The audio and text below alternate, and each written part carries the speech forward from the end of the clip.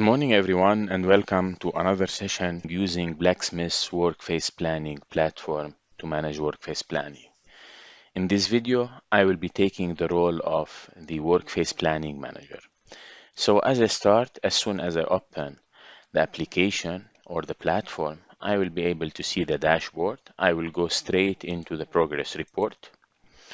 Now, the progress report comes in two forms. The first one is just a tabular report, which is normally used by the planner. But the important one is this report, which the second I open it, I will have a clear idea how much I have detailed and how much balance to detail just by looking at those two numbers. So now I can see that I finish around maybe 45% of the detailing.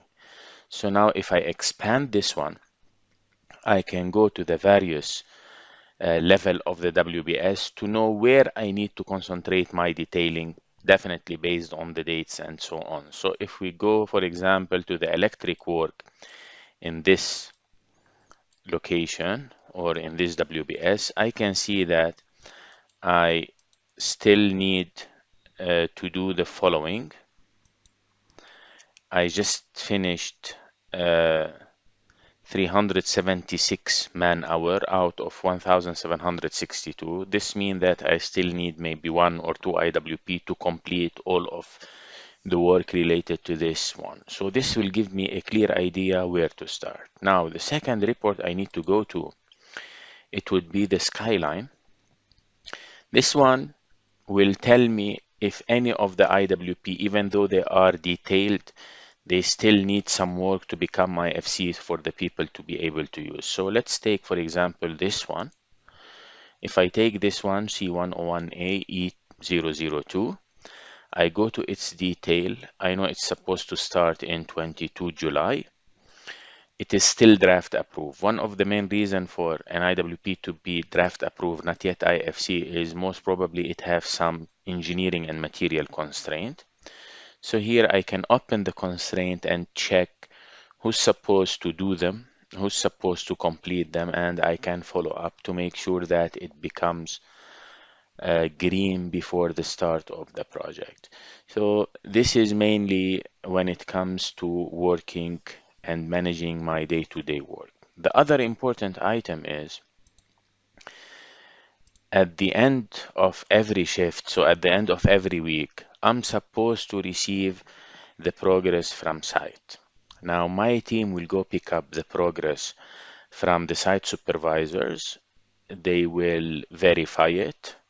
Definitely site supervisor will come into this platform and update the progress. Now when they verify the progress, it will be available for me in order to be able to add it and approve it so that the planner can do it. So let's take, for example, this foundation. If I want just to show you a small comparison. So if I go here and open the progress, I can see that my progress here is 1754.37. So if I come here and update the progress, let's say I added here 100. He finished the installation and he finished also, let's say, the waterproofing. And maybe this one is 100.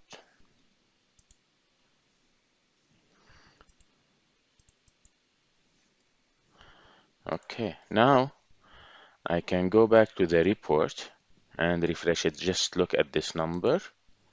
So we will see that this number is 1824. It means I have a direct link between my progress and my day-to-day update from site.